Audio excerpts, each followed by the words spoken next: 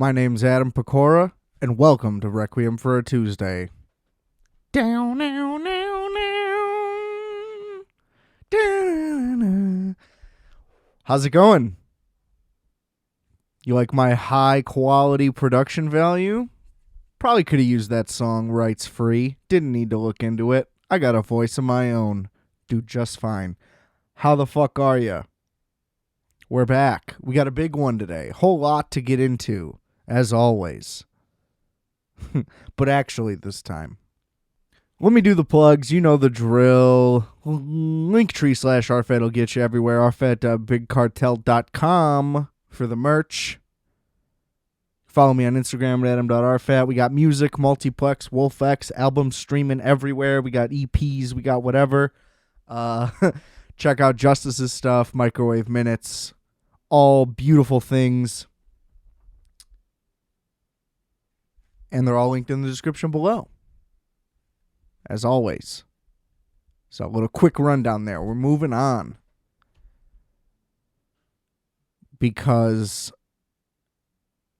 apparently, I don't know if you've heard this before, but people don't like Joe Rogan. Now, why is that? Overall, in actuality, I don't know the answer to that question. But on the flip side, I don't know the answer to the question why people like him so much to the ones that do. I think the podcast is good, you know, depending on the guest, which is a pretty obvious thing. You know, if you don't like the guest, maybe don't listen to it. If you're not interested, don't listen to it. Obviously, none of these things have anything to do with the major issue at hand, but we're just laying some seeds here, sprinkling a little breadcrumbs, okay? Now, I will say, I've said this out loud before and gotten a weird reaction. You know, because it's a thing that you don't want to hear. I think that Joe Rogan's the best interviewer on the planet. When I said that, I immediately got a bunch of pushback from whoever I was around. But if you really think about it, like, who's your answer here?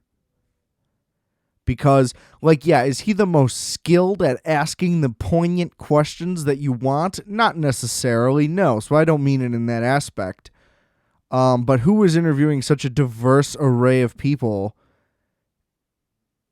and, like, just trying to get... Here's where it gets ironic. Trying to get as much information as possible. Right? But I mean, you know, scientists, comedians, fighters, fucking physicists, UFO guys, conspiracy guys, law enforcement guys. Like, it's like every aspect of anything you could look for, which is awesome. And you're going to get to hear them for 4 hours. Which, again, depending on your interest level, may or may not be awesome as well. But the overall point is, it's hearing from people that you normally wouldn't get a chance to unless you really, really looked for it. But it's just like, here, I'm on the most popular show on the planet. Pretty sure you'll be able to find it. So I don't really see where any of the negatives are there. Now, I do understand the current situation, but I also think it's pretty clearly like a targeted attack versus a, like, we're going to do the right thing and the good thing here. But I mean, here's the thing. Like, if you're a black person and you're just like, I'm out on this dude, rightfully so. Anyone else, I kind of don't really agree. Because isn't it just the exact irony of, like, oh, like, don't worry, bro, like, I got you, you know, like, I'll put this guy in check. And it's like, well, who's asking, you know? But I mean, okay, so, like, it's not great. I agree that it's not great, but you see the outpouring of people coming out and being like, yo, this doesn't make any sense. One, like, all the comedians is being like, this is my guy, regardless of the race of said comedian. And just, like, the very obvious fact that everything was taken out of context. I mean, I didn't bother to watch the video. What's the point? I get the gist.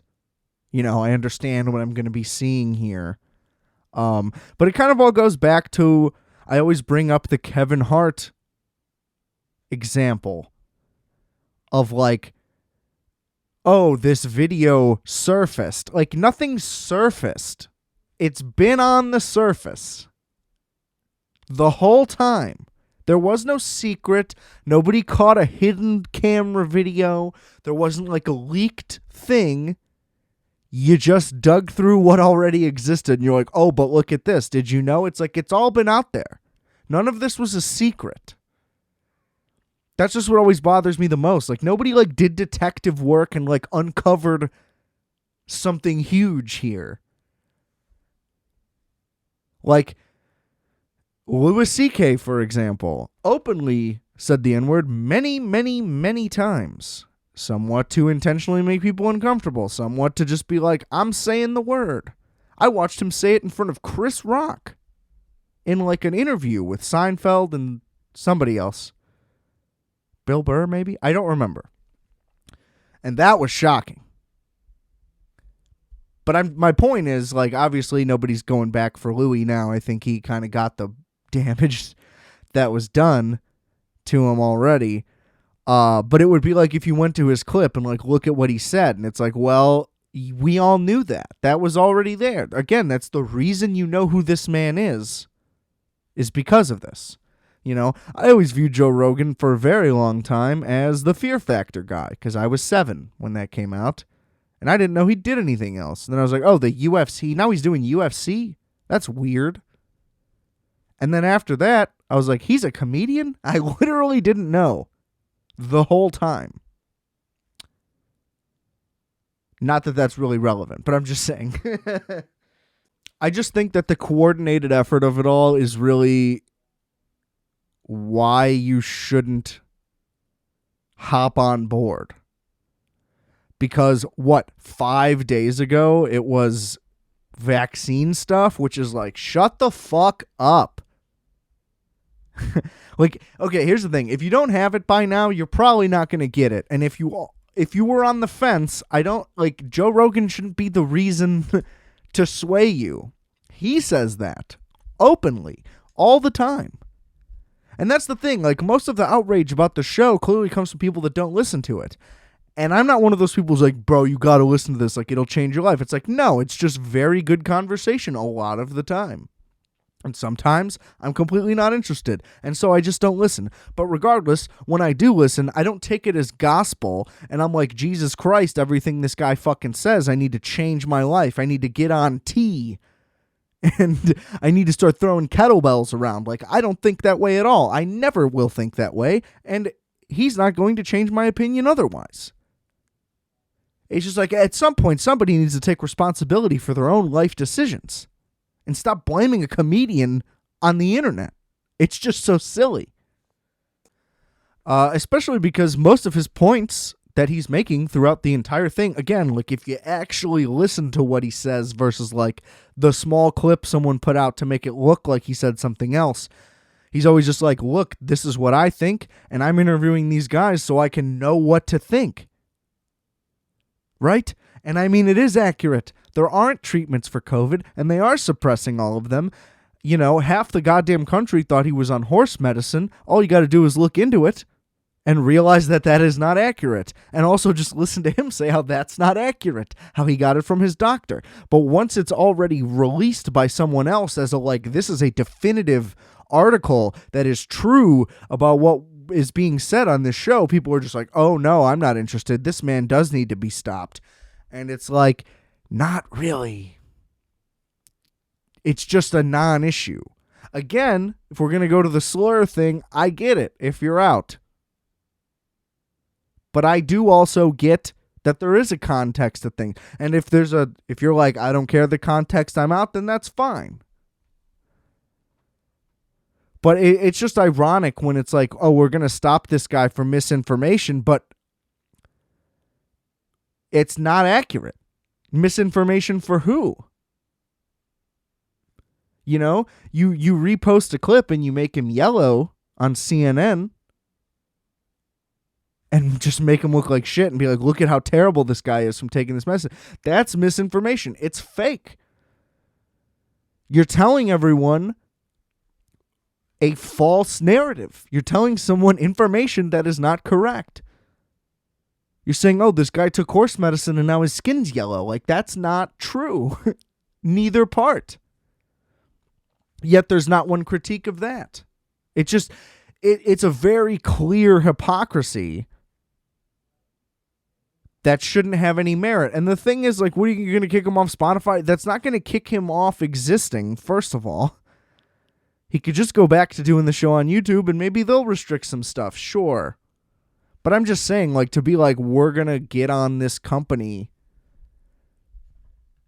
for whatever. The vaccine stuff is so over. It's like 70% of the country has it. If you're still on the fence, like, the supply's there. Everybody can just go do it if they want to do it. And even if they don't, like, that's fine. That's your choice. But if you're going to be like the government of the United States of America and you're going to blame a guy on a fucking podcast for the reason 30% of the country isn't vaccinated or whatever you're trying to spin here, like, it just doesn't add up. He's not talking to fucking quacks. You know, don't, like, ban guys from Harvard from going on podcasts then. Like, if you don't want people with, like, respectable titles and all that, like, you can't say one thing is true and not the other. Right? Is it misinformation by Joe Rogan or is it by the Harvard PhD? And then in that case, is Harvard not teaching things correctly? Are we going to put in a full investigation into the Harvard teaching wing or whatever the fuck? The professors committee? I don't know what they would be called. Teachers union, probably. Genius. But I think you see what I'm trying to say here. It's just like, what exactly is the issue? The issue is people like this. And, like, there's things you don't want getting out. I mean, like, what are we doing here? And I think it's great that he's getting all this support and people are just like, I stand with this guy. This guy's my friend. This stuff should have been happening. I think this is a good sign that, like, we're finally turning a corner away from all this nonsense of, like, oh, he's a meanie. We better ruin his entire life. Some guy I don't know. Like, it's very easy to just not watch things. In a time when it's very easy to watch things, it's also just as easy to not do it. For months, all I heard about was Squid Game. Guess how many times I watched that? 0 times. Well, no, that's not true. I gave it like 10 minutes. I hated it, and I turned it off. It's not that hard. But I wasn't like, we need to cancel Netflix for putting out a show that everybody's talking about that I'm not interested in. Like, it just doesn't make any sense. People are allowed to say whatever they want. You know? Just like me. I could come on here and say a bunch of crazy shit. Doesn't make it true, and it doesn't mean you have to listen. I think it's pretty much that simple. But hopefully people come out and support their friends in the future. You would think that that would be a no-brainer at all times. But this shit just has to stop. Of just like, the whole world has to be discussing these topics because it's just so shoved down your throat that you pretty much can't avoid it. Like, I don't want to be on here talking about a podcast on my podcast. It's a little silly. Although I have thought about doing that before, like as a bit, but I don't think that would work well. So, side note. You know, I don't want to be another guy sitting around talking about Joe Rogan. Enough fucking people talk about this guy. But it's just so nonsensical that I couldn't avoid it. But yeah, I mean, the whole main thing, it just goes back to what it's been the whole time. Everybody just keeps trying to cancel this guy. And they're like, Joe Rogan says these horrific things that, like, trans people shouldn't exist. And then you watch the episode and he's just like, all he says, typically, now maybe there's one where, like, something went wrong. I don't really know, but I've heard him say the same thing multiple times where he's just like, in terms of UFC, if a man becomes a woman and then doesn't tell the other woman and then they fight, I don't think that's fair. And I think that all logic would dictate that he's correct. That would be unfair. And then he cited instances where the person did tell the other person and they agreed, and then that's fine, which I also agree with. But then, like, on Twitter, it'll be like, "Blah, this man said kill all the Jews." And it's just like, what? I don't think so. I really don't think so. Twitter's just fucking awful. It's just an angry mob at all times. And for whatever reason, that pressure somehow works.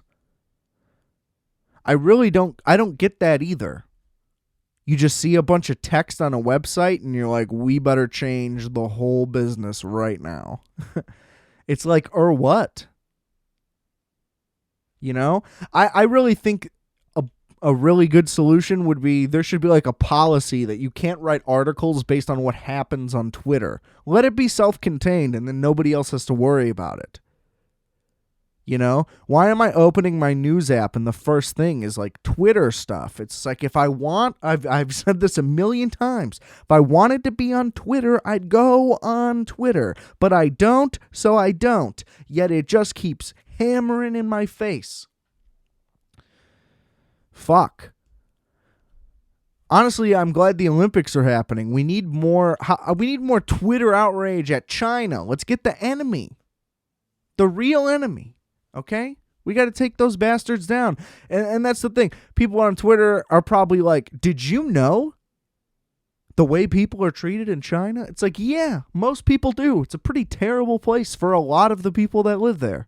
As far as I'm taught. I guess that could technically not be true. But I mean, like, let's get that trending. Let's let everybody figure out, like, when everybody found out that America was racist last year, nobody knew. Nobody knew it existed till last year somehow. So let's make this year, or 2 years ago, whatever, I can't even keep track anymore. Let's make this the new thing. Let's make everybody realize that China's terrible, and then we can try to cancel the entire country that's been around for thousands of years. Because that's the power, right? You got all this power on your fingertips.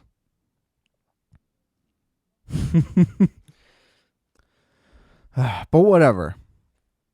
I'm sure it'll all sort itself out, and then there'll just be something else next week, the week after, whatever. And it's also just like, if your goal is to get people to not listen to it, maybe stop talking about it and stop promoting it and sharing it. And maybe the audience is that big organically because enough people do like it. It's so weird how, like, the irony isn't seen, where it's like, you shouldn't ever say anything mean about anyone to anyone for anything, for any reason ever at all. Until there's like a negative thing, and then it's bashing that person, anyone who likes or supports that, anyone who's interested in anything similar or aligned with that. And it's just like, how is this not so clear to you that you're being a giant hypocrite? Like, if you're so about inclusivity, then let people like the things that you don't like. That's exactly what is happening in your world. Crazy internet people. Is those, like, I don't know. Are you not familiar with the connect the dots puzzle? Because I think that we can make one for you. Have you ever seen a Venn diagram? Because unfortunately, you're living in the overlap. If you're so positive, why are you so negative? It's just like the most clear and obvious fucking problem. All right, we're going to move on. Because I could loop that same thing for another fucking 60 minutes, and that's that's not what you came here for. You came here for a little Jackass talk as well. You know, if you saw the title and you're like, oh, I got to check this out. Maybe you just listen anyway, in which case, love you. Saw the new Jackass, Jackass Forever. Fantastic, to say the least. I'm going to do my best to not spoil any of the stunts really in the movie, because obviously that's the whole point. You know, if you even if you hear about one and then you see it, you're like, oh, that's that one I heard about, and then it kind of fucks it up. It's great to never know where it's gonna go because you never know where it's gonna go. You know, you never know if it's gonna be like a double prank or whatever. This one was different. I would say the first movie was very loose and a lot more like the show. Well, I don't know about loose, I guess. It was smaller. So that's why it felt more like the show. There wasn't as much of a budget. They didn't do as much amped up like, oh, this is the movie when we got to go bigger. Maybe I just haven't seen it in a long time, and that could very well be true. But it does seem like that movie has the lowest stakes in their various stunts and skits and whatever. Number 2 is probably still my favorite because it's just absolute chaos. That there's just so much brutal shit in that one. They really went big for number 2. And then 3, a lot of fun. It was during the big 3D phase revival 12 years ago at this point. And what a blast. Also, like compared to 2, I thought it was a little less or so, but it's excellent still. Now, this one pivots in a lot of ways. They bring on kind of like a new generation of cast. But thankfully, since this isn't a narrative film, it's not just another Creed formula movie. There's kind of just a bigger gang. This one, I said loose for the first one. This one is as tight as anything they've ever done. Now, to me, I look at that as a fault. Not a big one. We're just nitpicking here. This one had almost no like casual moments, if that makes sense. This movie was basically just a rapid fire barrage of stunt, nonstop the entire time.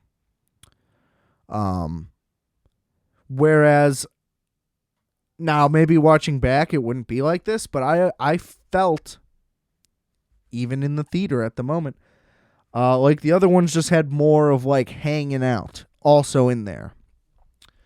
Part of that is because they would also do like behind the scenes like mini pranks, which was a little bit missing from this one. There wasn't a running gag a la the hair clipper, which I think was the second one, maybe the third one. And there was just none of any of those things. And some people might be like, fuck yeah, give me all the crazy shit that they got. Fair enough, no fault of your own. But the camaraderie, which everyone is saying, at this point, because of the times, every article that comes out about Jackass is how it's like the most positive male friendship thing ever, or whatever. And it's just like all this like crazy things about how male friendship is blooming in Jackass, which, like, while they're not wrong, I would ask you to maybe revisit your opinions on Entourage then, because that's the point of the entire show, and I really hate that Entourage has fallen off the face of the earth. Critically, at least. It upsets me. That show's about friendship. It's very clear. And I mean, you do get that in the new Jackass one. Don't get me wrong. Like, they're all still very close, having a great time, having a lot of fun, clearly. They just, I don't know. Maybe they wanted it snappier, did not have a long runtime. It was kind of over before I knew it. In a good way. You're like, oh, that flew by. I could have watched another hour easily. And I'll also say, not necessarily because of the new cast. Like, the new cast didn't like outshine anybody, and it wasn't like inconsistent in who does what. It was all very well put together. But the classic cast, it does feel like they're more absent. or how do I want to phrase this? Not even absent. It's just that, like, there's less big group stuff. It's almost like, let's say Danger Aaron has a stunt. It's kind of just like, okay, it seems like Danger Aaron's the only one in the room. Whereas before, it always seemed like everybody was surrounded at all times. There were just a few moments here and there where it just felt off in that regard, where it's like, where is everybody? You know, like, why are these dudes almost doing it solo? And now, I did also read, I think Wee Man was quoted as saying that it was supposed to be like a giant international production and they were going to go like all over the world and do shit. And COVID fucked that up, which just clicked a lot of things with the production, because it did feel very like isolated. There's less public stuff, which at this point, obviously they can't do. Even the fucking Irving Zisman stuff doesn't work because that's overdone now. So I totally get where all that's coming from, but like the way each stunt like is set up and the way it's presented, it does feel like it was done like very isolated, to where it was kind of a throwback and kind of a callback to the older ones. Again, they still do a lot of big stuff in this one. Not that that doesn't happen, but there is a lot of just like smaller, like, I don't know, less elaborate situations. Like there was that one where they had to army crawl through just like walls of tasers and cattle prongs and all that shit. There's not stuff like that. Like they didn't set up like giant set pieces really. Now there's some like, there's definitely still some big stuff. There's definitely still some really extreme, really crazy stuff. But just not as like specific of things necessarily. They kind of like went back to basics a little bit. They didn't want to do like Rube Goldberg Jackass stunts in this one, which is totally fine on my end. But yeah, I mean, the guys are also older, you know, can't do as much, more risk of injury, you name it. So they kind of have the younger people take on the stuff that's gnarlier, where it's like, if I fall, I'll just break my shoulder doing this. Like anything with ramps and stuff. It just felt like they let the younger people do all that. But everybody got a real big dose of pain in this one. Good cameos again, but they just kind of come and go. They're not like, oh, here's this big guest. And they do very little like, oh, we're going to explain this before we do it. Everything is just very like boom, boom, boom, boom, boom, straightforward across the board. So I guess that's just the one thing to be aware of going in. That's basically my review. I would call it, I would just say the first one's the worst one. The second one's the best one. You could tie the other two, because there's some things about both. A lot of dong in this one, which didn't bother me. You know, come on. If it does bother you, maybe Joe Rogan's not the problem. But because also 3 was a lot more sentimental, where it's like they all thought that it was going to be the last run. Probably didn't even think it was going to happen to begin with, much like this one. And you know, they did the whole thing to like Weezer's Memories at the end, and it was just this montage of all this stuff, and it was like, holy shit. And this one was just like, nah. This is how it is. Like, we're back. We're doing Jackass. We're not making it seem like this one's the last one. Although it might be. Who knows? If they do another one with an all-new cast, that would not be good. Like, they all still need to be featured. So I don't know if there's a way for Knoxville to like be a host of it and not participate. It kind of seems like it's against the principle of everything that they're doing. Like, you kind of have to be involved if you're going to be there.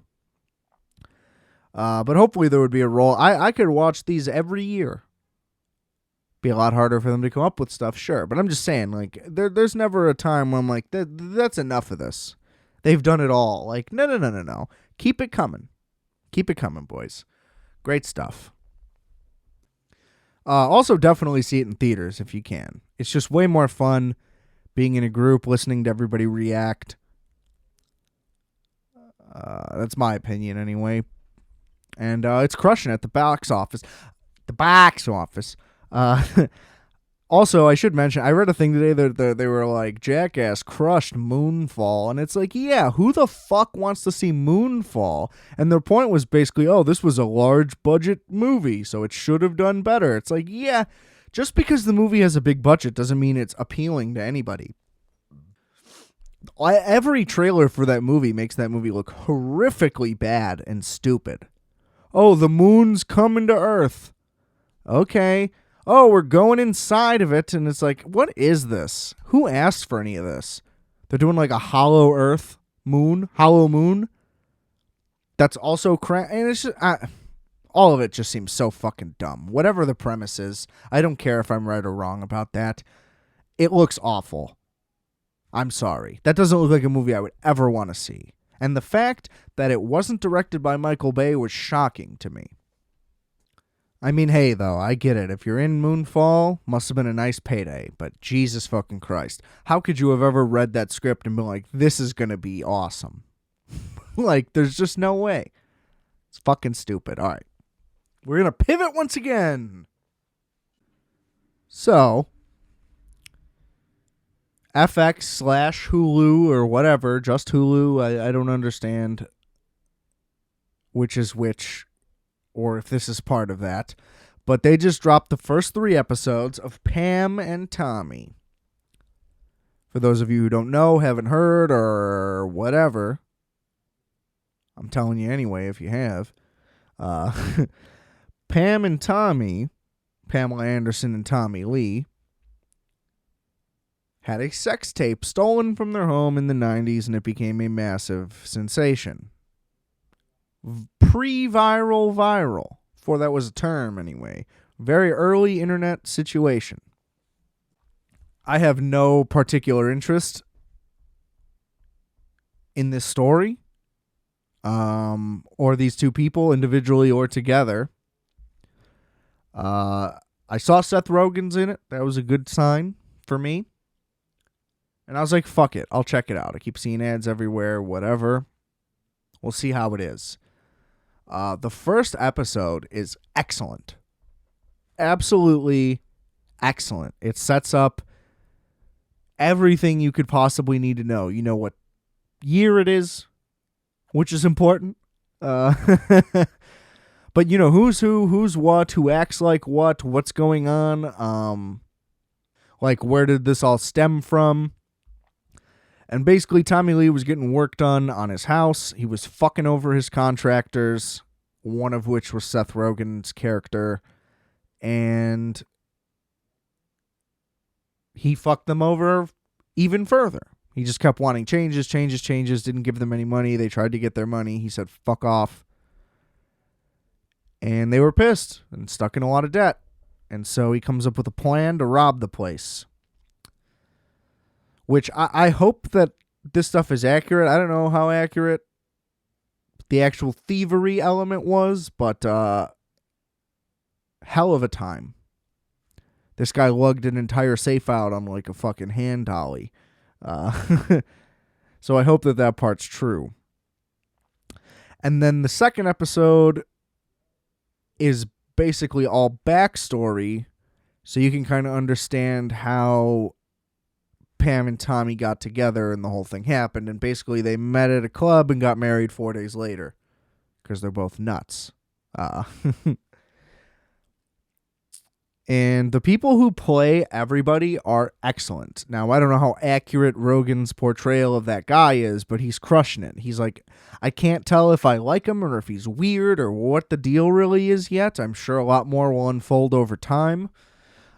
He had a background in the porn industry, which basically they give all that too. They give you all the info, very straightforward, so you don't have to kind of be like, what?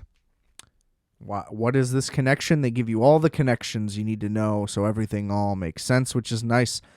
And Nick Offerman plays his porn friend guy, and they basically go into business together to put the tape out, which was in that safe that he stole. And so, yeah, in the first 2 episodes, basically everybody gets their whole origin, and you get the setup for the whole series. And then it progresses back. 3rd episode just kind of melds backstories together, and we're in the present, and now it's like, okay, how do we move forward with this tape? And you're like, holy shit. There's a whole lot going on here. But what I was saying earlier, the people who play Tommy Lee, especially the guy who plays Tommy Lee, although the chick who plays Pamela Anderson's getting a lot of credit, as well as she should. Don't get me wrong. I think I've just seen Tommy Lee speak more recently. He was on Your Mom's House like a year or 2 ago, and I was like, oh, nice, Tommy Lee. And when you watch a guy talk for 2 hours, you know, you kind of get a feel for the guy's personality and all that. The guy in the show, and even at certain angles, will look just like him, but he acts like he nails it across the board. And the chick who plays Pam Anderson, I looked at a picture of her. The transformation for both of them is unbelievable. But they both look like their characters. They both act and sound and everything. Like, it's really, really well done, I gotta say. And Seth Rogen and Evan Goldberg were like the leads on this show, like the production team getting the whole thing set up. So that was always a good sign. And a lot of nudity, which is fun. Who doesn't love that? A lot of dong in this as well. Big dong episode today. And Andrew Dice Clay pops up as like another sleazy porn guy, and it's just great so far. I'm hoping it stays that way. First 3 available on Hulu now, and release weekly after. The first episode, I will say, much better than the second one. Now, I only say that because, one, I'm not, like I said, I'm not interested in these people, so their backstory, not that interested, although it is interesting. Catch that, mouthful. So I was kind of like, all right, let's get back to the tape. Like, can we cut back and forth, present and past? It probably wouldn't have been a good idea. Like, narratively, I think that they did the right thing. The episodes work the way that they are. But I'm more interested in the actual crime element of what's happening. Less interested in the Pam and Tommy side of it, which, you know, what are you expecting, Adam? The show's called Pam and Tommy, so like I think that they're going to be featured pretty prominently. But I'm just more excited to see where it's going to go, to watch the whole thing unfold. I think that that's really where the meat and potatoes of everything is at. But really, just well done stuff. So, check that out, even if you weren't gonna. Highly recommended. But don't Joe Rogan me when I let out quote-unquote misinformation if you decided you didn't like it. All right, thanks. So with that, I will pivot yet again to a topic we all love, the Super Bowl. That's right, ladies and germs. We're almost here. It's this weekend. That's of this recording. I'm very excited, as always. Best goddamn day of the year. I will always think that. And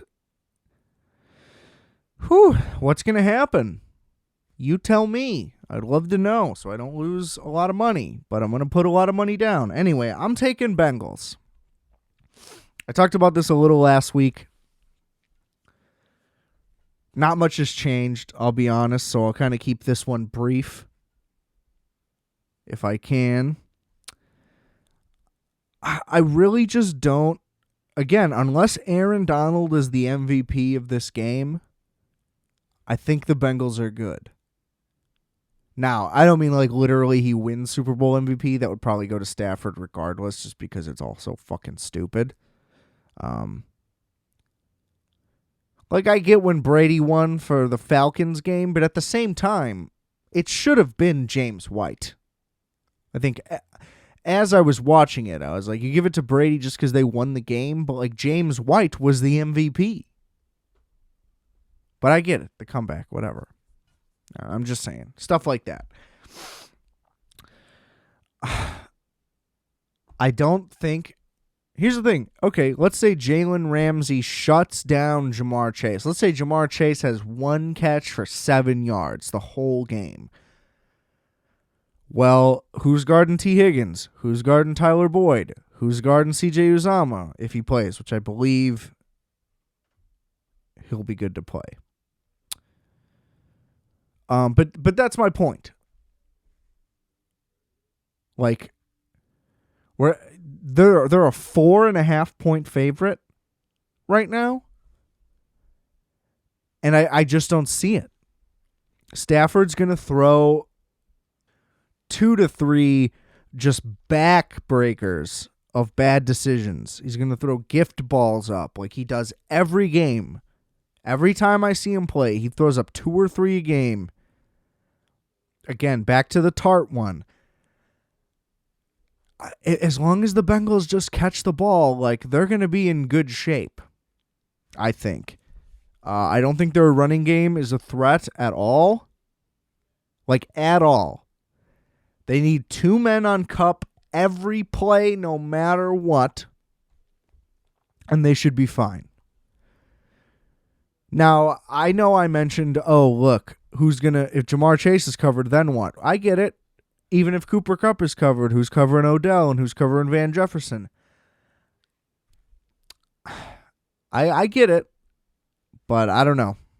I just have too much faith in Joe Burrow. I can't really put it into any, like, exquisite point with a bow on it that's going to make you be like, oh, I see where you're coming from. It's just like, I just believe in that guy.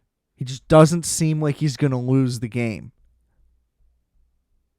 You know, he's not going to be the one to make the mistake that costs the Bengals the game, at the very least. Now, if the Rams get off to a hot start, the Bengals are a second-half team. If things get out of hand, that's going to change things. Because I don't know if you're doing 21-3 2 weeks in a row. So I think if you're the Bengals, you want to score first, you want to get on the board, you want to change up what they want to do.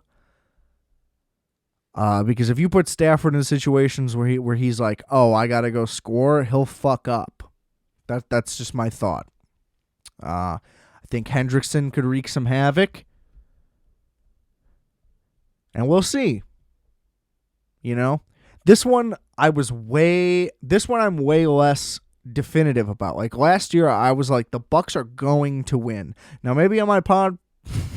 For the Super Bowl last year, I wasn't as definitive, but trust me, I didn't put a dime on the Chiefs. I didn't put a backup bet in. I'll have a couple this time. But with everything with the Chiefs last year, with the O-lineman going down, the Bucs D being on a crazy level, and Andy Reid's son, like, getting that crazy DUI and, like, killing children or whatever, I was like, dude, they're not going to just come in and win the Super Bowl with no O-line and, like, tragedy looming over them. This doesn't have that this year. There's no, like, clear lines to be drawn into, like, oh, they have an advantage in this for this reason. I think Aaron Donald is an advantage, and then I think the receiving cores of both teams are an advantage versus the respective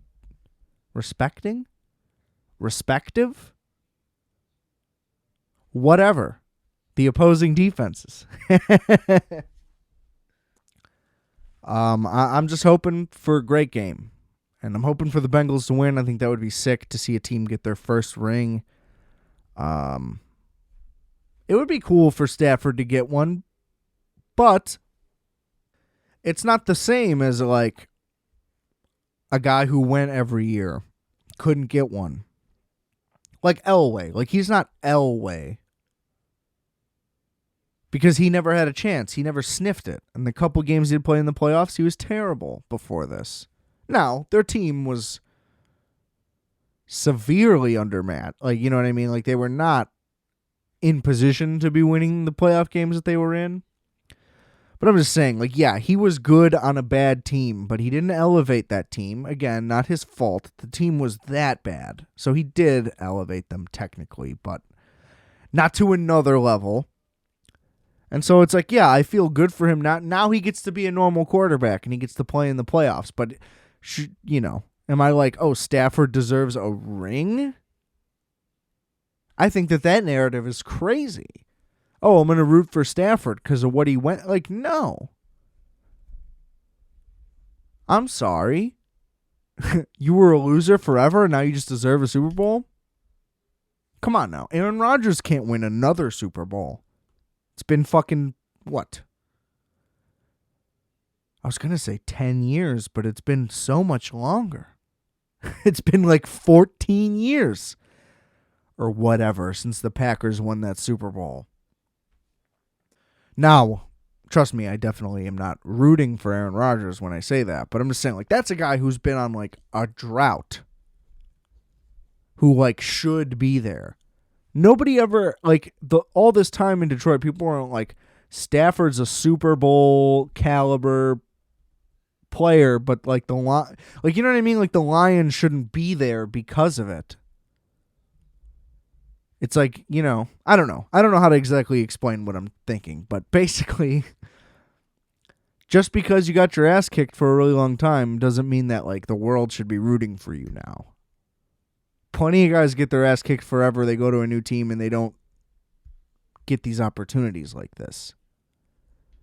So I'm just saying, overall, long-winded way, no, I'm not pulling for Matt Stafford. I don't think he deserves a ring. I think he deserved to be on a better team, and he got that. And now he's making the most of it. So great for him on all accounts. I just think that narrative, like, oh, Stafford needs to get one. It's like he was never in contention for getting one before. He has just as much playoff experience as Joe Burrow at this point. I mean, what the fuck? Basically. But can't fucking wait. Very excited, as always. Big money on the Bengals, little money on the Rams. Hopefully we, worst case break even. Hopefully we win $7,000 or whatever, and I hope you do too. Go Bengals. It's going to be a great one. All right? All right. All right. Let's move on yet again for the last time this week. Let's just do a little headline surfing, break things up, and then we'll get out of here. How does that sound? Does that sound good? Good. Oh, boy. Let's see. What do we got today? Oh, God. I'm already upset. Well, the first result that upset me, Scarlett Johansson and Colin Jost poke fun at their marriage in hilarious Super Bowl ad for Alexa. Doubt it. Doubt it's funny simply because it's an Amazon ad. And second of all, nobody gives a fuck about that couple because the entire world, Colin Jost included, no offense, but they know that she went down 10 rungs. I mean, who are we kidding? Good for him. I'm just saying. How funny could that ad be? And I bet that's what the ad is. But, whatever. I don't care. I don't want to watch it. I'll have to because it's during the Super Bowl. But I don't care. Why is that the number one trending story on news? Like, nobody cares. All right. Bicyclist falls to her death from rising drawbridge in Florida. Tough stuff, I gotta say. Now, I read this, and I'm a little confused on the logistics. So it said she was 10 feet from the edge of the drawbridge, or the middle of the drawbridge, so like where it would start elevating from. And it started raising. She held on, I'm guessing at the edge, or just like wherever she was standing. And then like couldn't hold on and fell tragically. I guess what I don't understand is like how fast does this drawbridge go up? Like, you couldn't turn around and get to the other end and just like go back, and then you'd have to cross it later, which would be annoying. Or because if it's going up that fast, then you couldn't make it to the edge and just jump across, right? Which would also be way scarier.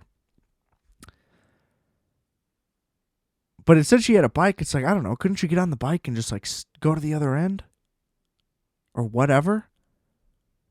I'm not judging this person. They got fucked over and now they're dead, which is the worst thing you could be. And apparently there's supposed to be somebody who's paying attention so they don't fucking raise the bridge when there's someone on it. Because you shouldn't do that. Obviously. But yeah, I don't know. I'm just interested in that. Like, what was the timeline like here? Or it's like, fuck it, I'd run all the way to the edge and just try to sit on it once it's fully vert. But again, a lot of that's dangerous and not easy maneuvering, especially given the situation with no safety help at all. So yeah, that's fucked up. Way to go, Florida. Crushing it as always. Well, also, let me just go back to something I just remembered, a comparison that I wanted to make. Everybody is up in arms. It's the biggest goddamn news story in the world because Joe Rogan said words. But a bridge collapsed in Pittsburgh. And just, that was it. It lasted one day. And Biden's like, yeah, dude, I'm trying to pass this infrastructure bill. Again, you know, I'm not Team Biden over here. Not that I'm Team anything. But I just want to clarify. But yeah, everybody's like, fuck the infrastructure bill. And then a bridge collapses. And nobody bats a fucking eye. I guess because nobody died.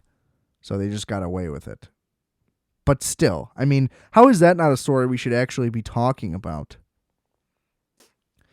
But damn, not a lot of interesting stuff in here today. I guess I will just also say briefly on the Brian Flores thing, just good for him. I wish the Bears would have hired him. I don't know if I talked about this last week. I don't believe I did. I don't know if it was even happening yet. Either way, I'm mentioning it again if so. By all accounts, everything about him that you could see publicly and have heard, you know, people talk about on podcasts and ESPN and whatever, wherever you get your sports information from, that he's the fucking man, that he's a great coach. He's great with the players. People love him. People respect him. He is like the utmost professional and all this shit.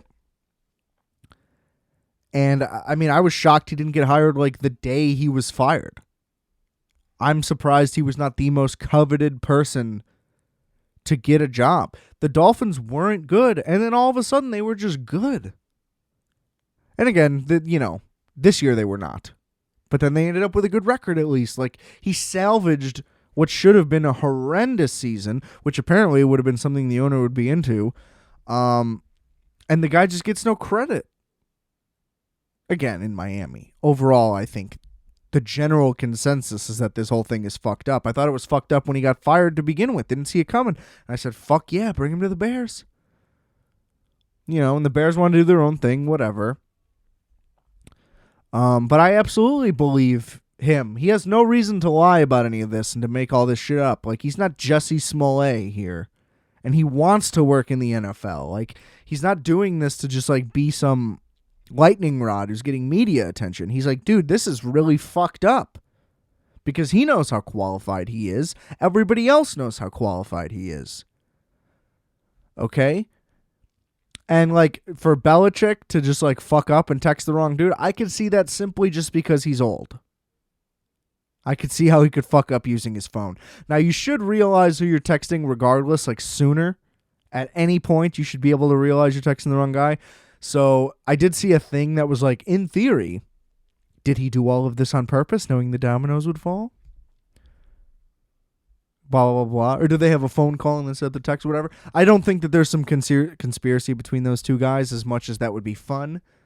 I think Belichick fucked up and it led to the whole thing, which is great, though. it's a positive thing. So it's not like throwing Belichick under the bus or whatever.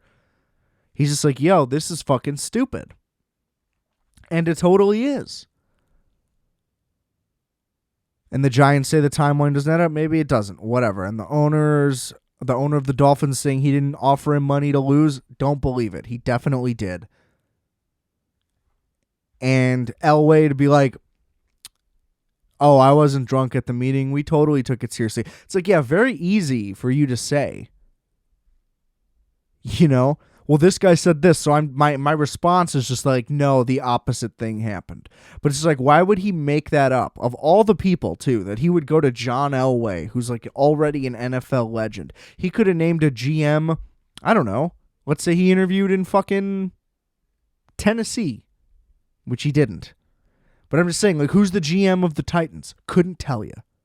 I couldn't tell you who probably 27 of the GMs in the NFL are. But I know who John Elway is. Everybody know, like, you know what I mean? Like, if you're gonna make something up, you gotta pick and choose where you're gonna do it. Probably not the most, like, well-known, powerful guy that you could find. Like, he clearly just told a story that happened. It's just how I view it.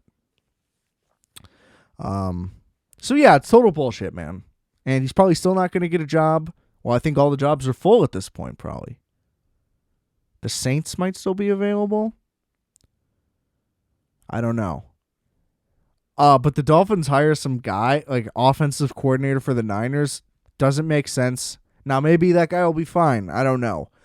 But it's one of those things I mentioned where it's like, well, is Bieniemy not getting a job because he's black, which probably is the case. Don't get me wrong. So maybe that's a bad example given the context of what we're talking about. But I just mean, like, is Eric Bieniemy the genius, or is Andy Reid and Patrick Mahomes and Tyreek Hill and Travis Kelce, like, are all of those things the reason he's successful? So you're going to pick a guy from the 49ers where everybody praises the coach for being the guy who shaped the offense. So it's like the offensive coordinator is just some placeholder guy. Now, I'm sure he's hiring, like, competent. You know what I mean? Like, it's going to be a guy who's competent and all that. But I'm just saying, like, is that the guy who's ready to be your next head coach? The guy who just, like, runs another guy's offense?